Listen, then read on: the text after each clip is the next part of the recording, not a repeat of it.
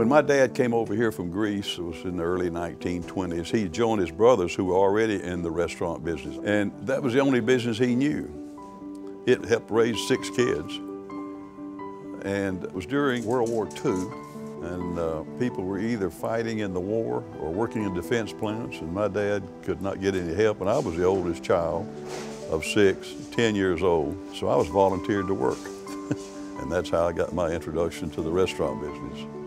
Growing up in the restaurant business, I got to start in the dish room and learn a lot from other managers. And to me, it was always an exciting thing. I was the only kid at 12 who had a paycheck. And to me, it was a lot of fun. It wasn't because I had to, it was because that was pleasure for me. And when I was 19 years old, you were wanting me to stay for another year, and Mom wanted me to go ahead and go to law school. So I went to law school and came back to practice law, but I missed it, so I'd always work a couple nights a week. And one day I was sitting in the law office and I realized I don't like doing law. So I remember calling you wanting to go for a ride so that we could talk. When you called me one day, you started telling me about the pros and the cons of law and the pros and the cons of the restaurant business.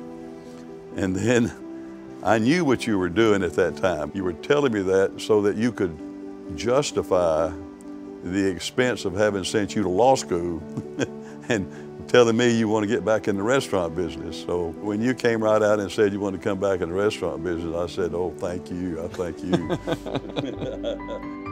When I was working here more full-time, I had to learn how to run a business, which means I had to meet with accountants, I had to meet with bankers, and so I would sit and listen to you talk to them and learn a lot that way. But even growing up as a kid, when I was out of school, you would take me around and have meetings with people, and I would sit there and I would listen, and then we'd get back in the car and I would ask you questions. And I learned a tremendous amount that way. And Mom and I would always fuss and fight over the servers, what the servers were supposed to be doing, what the servers weren't supposed to be doing. And by doing that, I learned a lot. I learned how to run a dining room, how to look at people, how to notice details. I can remember your mom and I, we always tried to figure out how we were going to pass the torch. And rather than sell it to an unknown, you were the prime target for us to just turn it over to you completely. And I have to tell you, you're running the restaurants better than I did. I'm a muscler, and you're a thinker, and you've put in procedures and policies that I didn't do, and I don't know that I could have done. And it gives me a lot of satisfaction knowing that what you and Felicia have done is going to enable this concept to just continue on for another 25 years. Well, the policies and the systems that we have set in place, that all came from just writing down what you've already taught. I remember the first time we came up with a server evaluation to figure out how to rank servers. All that came from those fights that I had with Mom at table 44. And that's where these systems came from originally, was from that.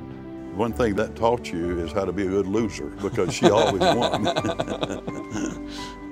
After being with Demos's for a while, I thought, I want to start another similar type of concept, something slightly different, something to give different options to customers that we had. So we worked out those recipes and opened up Peter D's, basically to give different options that we don't have here.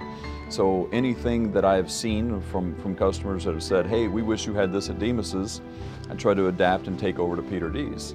Well, let me just summarize by saying that what you've done with Peter D's, I'm awfully proud of it. I think it's a great concept, and I'm looking forward to see what's going to happen when you celebrate your 25th year.